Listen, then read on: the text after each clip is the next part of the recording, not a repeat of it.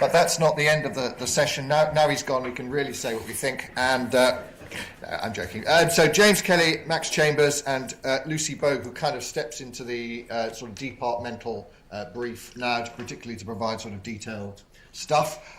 So I'm sure you've got lots more questions. Before actually we come to questions, James, just sort of thoughts on what the Minister was saying there. What stood out for you?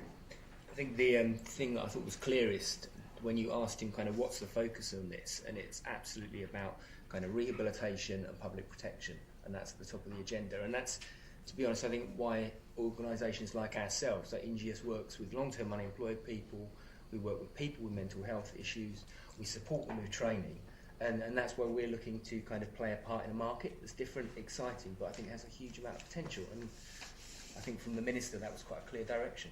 And in terms of the stuff that we were talking about, the relationship between you, perhaps as a regional primary provider, and local organisations, the transparency that people have been talking about, the need to be absolutely clear what you're doing, and also how you can vary those contracts with whether it be a voluntary mentor or whether it be a drug rehabilitation centre or whatever.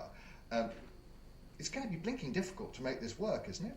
Well, I disagree to an extent.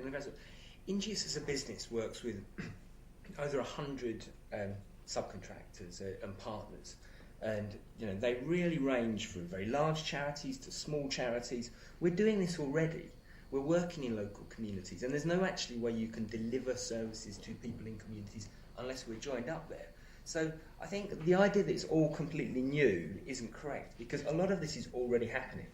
And I think you work with very much the same group in it. Well, some of there's an enormous crossover. You were saying while we were having coffee that at least 20%, if not more, of your clients in the work programme will be ex-offenders. Well, I think the thing to really work with is that we already, the last year, 5,000 of our clients have been referred to us directly through the prison gates, that they come to us. Now, the real, I think opportunity here is about integrating services. So for those offenders who do come through to us, they're not in a situation where one day they're being asked to go to the job centre, and then they're being asked to go and see a work programme, then on Thursday they're going to see a probation service. I think the opportunity to actually integrate and align the services really does enable us both to kind of primarily deliver a better service for the individual and get a better outcome to stop reoffending. But also, I think there's a huge savings potential just by doing things better.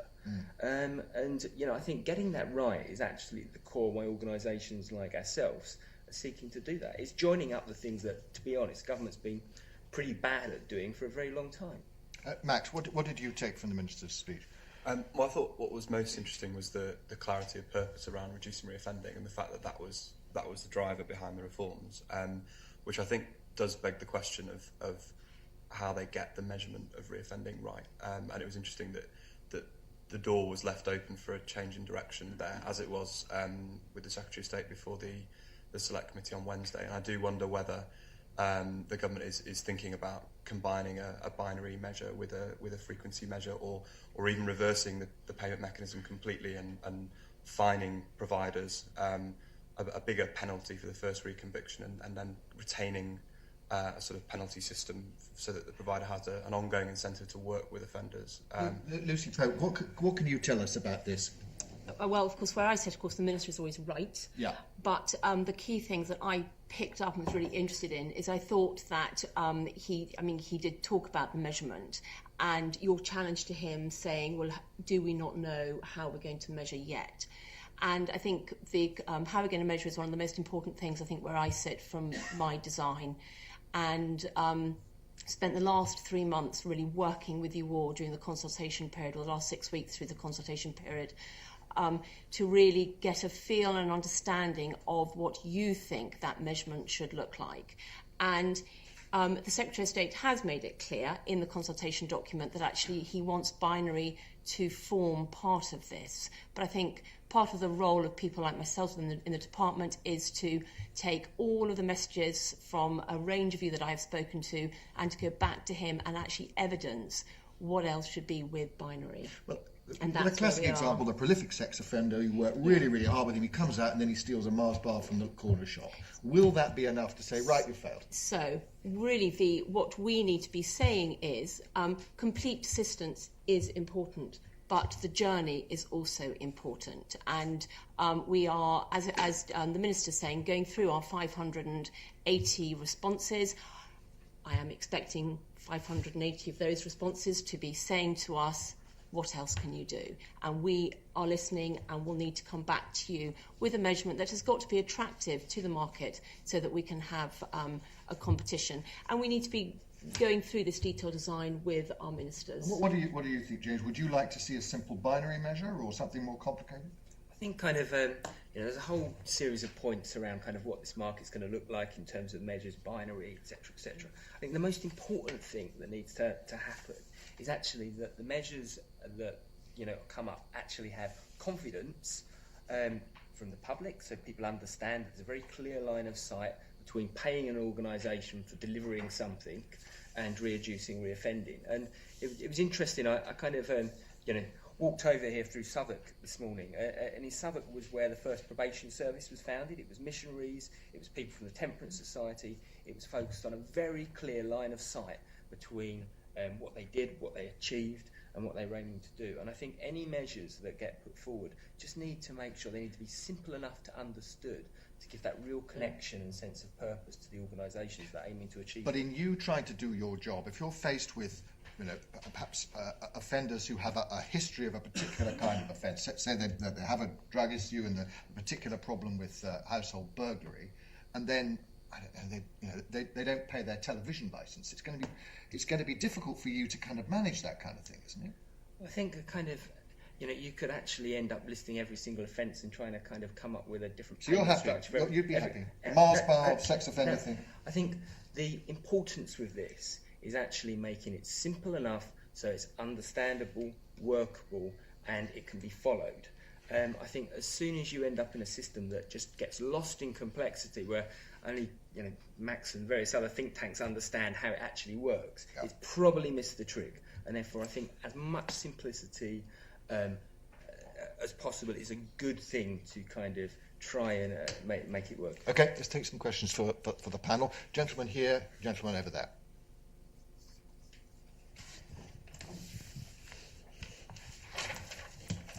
That's just there behind you, like pantomime. I'm Robin Brennan, I'm the Director of Policy for Essex Probation. We've demonstrated that we're not a stick-in-the-mud organisation. We made a bid with Sodexo to run unpaid work in London. We were shortlisted to run one of the community PBR pilots. So we are interested as an organisation in innovation, and many other probation trusts are similarly.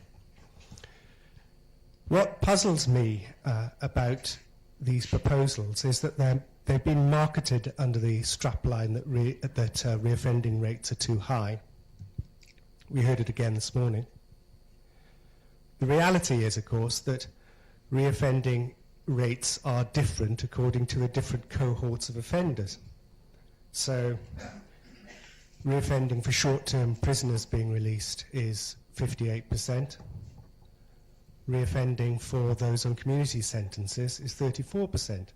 Now that's a big difference. If you lump them all together and decide that you're going to tear up all the existing services and have something completely new, however attractive that may be, the principle is untested, and we know that the Treasury has expressed some scepticism about whether it would work at all. So what I would like to know is, the Conservatives are the party of incremental change, not tearing everything up, seeing whether things will work before all the eggs are put in one basket. So why not, therefore, concentrate on the group of offenders for whom there is no statutory provision, that is, short-term prisoners coming out not subject to any supervision because the previous arrangements, the Criminal Justice Act provision for short-term licensees was never implemented and was then repealed. So there's a clear opportunity to concentrate You'd like to see it narrowed down on a to segment of the market and see whether it works, because what you may find is that group of offenders for whom there has been some success, I'm talking about people on community sentences and indeed people on long-term prison sentences, there's some success in both of those. You risk the success that has been achieved with those groups by tearing everything up. All right, okay. Yes, I think it was gentleman there, yeah. My name's Trevor Grove. I'm here with the Prisoner's newspaper, Inside Time, and I'm also a trustee of the Butler Trust. But my question relates to the fact that, or my experience as a magistrate, when we sentence youths, our prime purpose already is to prevent reoffending. And there is a service, the Youth Offending Service, which has been designed and trained to do just that. I don't think the Minister actually mentioned whether these reforms would apply to young offenders as well. If he did, I missed it, but I'd be interested to know what the panel has to say about it anyway. Okay, very key question. Lucy, so it sounds to me as though the deal has been done, but wouldn't it have been more sensible, in Robert's question, to have restricted it to one group where you know you have a particular problem and tried it out there before you just did it for everyone? The question, would it be more sensible? I don't know whether it'd be more sensible. I think you put in not an unreasonable challenge on the ideology of this. I think it's quite reasonable for the government to want to reform. This is what their sort of overarching policy is. I think it's a real plus that we have got that additional cohort within this reform, and they're looking at that whole system approach rather than dividing it up by cohort.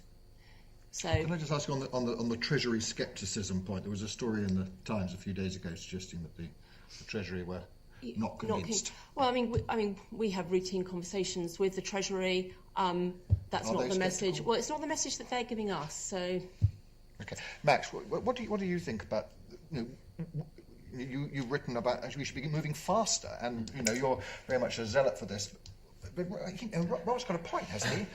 Well, I think the point about why you can't do this is because there's no money. So we can't create a whole new service for short sentence prisoners with nothing. So, as the Minister said this morning, the reason for the outsourcing element, or the primary reason perhaps, is to free up the efficiencies so that you can create the new service for the short sentence defenders. And you only have to look at the example with London probation that perhaps we'll hear Heather talk about later on. That there are significant efficiencies to be found, and I think most people would accept that. But also, if you want to extend the principle and do the whole system reform, if you want to extend payment by results across the criminal justice system, there's no way that you can really do that without, in my view, without the outsourcing. And I say that having been through trying to negotiate the joint ventures with Wales probation and with Staffs and West Midlands probation and with Leeds Prison, I eventually came to the view that even when you've got very willing public sector partners, it's very difficult to get around the difficult legal, governance, operational, commercial issues of trying to do a joint venture. So in my view, to do PBR, you have to transfer control of the assets and the staff as well as the financial risk to the private sector. So I think it makes sense, and it sort of stacks up as a package of reforms. What about young offenders? Well, as far as I'm aware, they're not intended to be as part of this. Do you think they should be? There's a whole different consultation going on at the moment for young offenders that was issued in a consultation paper last week, so that's running parallel to this but excluded from this process. Difficulty with that as well is that you have a whole multi-agency approach embedded across the way that young offenders are dealt with. So it's not just a probation service; it's actually a multi-agency yacht team, and that would probably be a lot more complicated to do. Okay, all right. Take a couple more questions. Yep, lady here and lady over there. Sorry. Yep. One of the things I've tried to do over the past week or so is to do a bit of a benchmark in terms of the various consultations that have been published. I don't envy the government in terms of trying to get through 580. But in looking at various ones, when I've reviewed the private sector ones, there's pretty much alignment in the views of the private sector, the same with the voluntary sector. But what has been consistent all the way through is how you actually deal with the issue of offender management and risk. And consistent through every consultation that I've read is that no matter where it sits, keep it all together. Obviously, public sector say keep it with them, private sector say bring it across. Do you think there'll be any movement on that at all, Lucy, in terms of whether or not you could have a single party responsible for it with wraparound support needed as required? So, do you think we could get to that point at all? Okay, we'll come on to that in a second. Just take the question from a lady over here. Yeah. Hi. Williams. I work for Hibiscus. We're a small charity and we work mainly with foreign nationals. So I just wanted to know where the foreign nationals come in this, because a lot of foreign nationals do get released and they're not entitled to any public funds. So, I mean, what help is there for the foreign nationals? Okay, Lucy, they're both probably for you. So actually, we're interested in other views on question number one. Debbie, is there any movement on it? I mean, you heard the Minister say that, lots of people are advocating for it to be kept together. One of the options is for everything to be competed out. It's not an option that the government is particularly keen on. They are really clear that they think that those decisions of risk allocation and the management of a high level of harm needs to stay within the public sector. I don't know what the 580 consultations are going to say. As you heard from the Minister today, the government are really committed that there is an absolute role for the public sector, and at the moment they're not minded to change that. Well, he said currently. We're not going to currently do that, did he? Isn't it? There's a hint that it was at the back of his mind.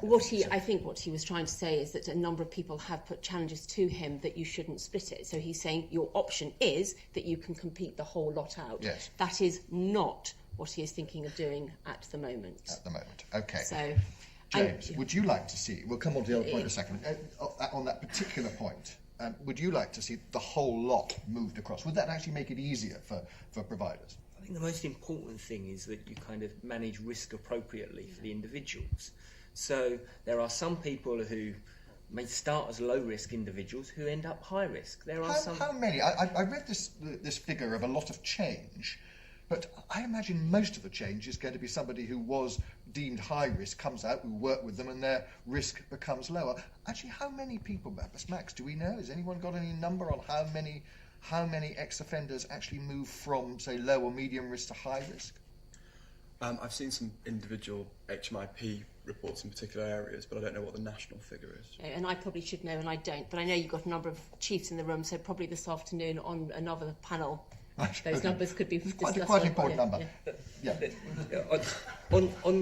On your point of kind of that movement between low risk and high risk, low risk, etc., I think the most important thing is that it's managed dynamically to give public confidence, and actually whether it is public or private, the really important thing is that it's seamless, and that actually kind of... And you're confident that it can be in the way it's set out at the moment? I think, if you put the right processes, controls and management frameworks in place, you should be able to appropriate management risk. And to be honest, that management of risk, as the Minister said, is absolutely key to this. So I think on probably every organisation, we are, and I'm sure others are as well, management of risk is going to be just fundamental. And I'm sure Lucy and her colleagues aren't going to award any contracts to organisations that don't have that as a centrality. Okay. On Amanda's specific point about foreign nationals, will they be supported as well? A very important cohort. I mean, we need to work through the design of sort of the kind of services that they need, and yes, they will be supported. Okay, we'll take, it's sort of coffee time. Should we take one more question, maybe? Yeah, gentleman there. Simon Fulford from Kalisa. It's probably a question either for Max or Lucy. A figure that I haven't seen is sort of, what is if we took the current probation system and service, the cost of that, if nothing changed and we added in the additional support of the short sentence offenders who currently aren't served, that would cost Y. And therefore, if we're adding in that service, what are the cost savings that need to be derived in these new arrangements to be able to provide that? I haven't seen that. It's huge, must be a huge number. And I think it would probably, maybe the private sector would be looking at what that would entail. Okay. Well, before we come to you, do you know the answer to that, change? In terms of the actual numbers, I think that the point where I think about kind of savings and efficiencies is important is that we know that a very large number of people under 12 months who do sentences under 12 months actually flow onto other support programs. And the work program is a good example where many clients who come out of prison come onto our books, and as a result of that, we are already working with these individuals. We're working with them to get them into jobs and start kind of restarting their lives. So I think that kind of, again, it's back to this opportunity at joining out. It's not that there are services that aren't out there for some of these people. They're just not always joined up in the way that could best get the best bang for buck. And I think that's one of the opportunities in relation to how this could work. Max, do you know the numbers? I don't know the numbers because there hasn't been an impact assessment yet. I'm sure there will be. Are we one. going to get one? I mean, yeah, right. But I suppose the answer for me, the question is around whether the support for short sentenced offenders is mandatory or not. And we've argued that it shouldn't be, that might skew resources towards enforcement rather than the rehabilitation sort of neglected side of the coin. So obviously, if you have a service that where you don't have to provide a service to absolutely everybody who's unwilling to engage or who doesn't need the services, then obviously that has an impact on the amount of efficiencies that you have to free up. But I guess the answer is the government will compete on the price. So there's going to be no set value that the government's going to put to all of this. Can I get a couple of things? So costings, no, we haven't come out with numbers. I think, though, what the department would say is that we have run a number of competitions, and actually the market has never disappointed us and has come back in on prison competition and CP with savings. So, and the rehab services not mandated. I mean, my challenge back on that, and I'm interested in views, though maybe not now, is how do you work with those offenders who haven't complied previously to make sure actually they work with you towards rehabilitation if you don't mandate something. I know that a number of you have said to me that actually you don't agree with mandation, but that is a challenge that I would like to leave you with. That's the point, is that you spend all your time desperately trying to chase up Jimmy, who's gone missing and isn't doing what he's supposed to be doing. He's actually no real risk to anybody. So it's some sort of from both ways. So are you saying you don't want to chase up Jimmy because actually he's not going to offend, so therefore he doesn't need any services? Okay, but then what about the other end of the system where you are trying desperately to reduce reoffending on those more prolific, and if you don't mandate something, do you think that they will engage? I mean, for me, it's just about the levers. So could you design a system that had appropriate levers that actually meant that the mandatory element meant anything? So how do you make it meaningful without recalling people to custody and just damaging their chances further? I think if you could design that system, then that would be great, but I'm just not sure that it'll be possible.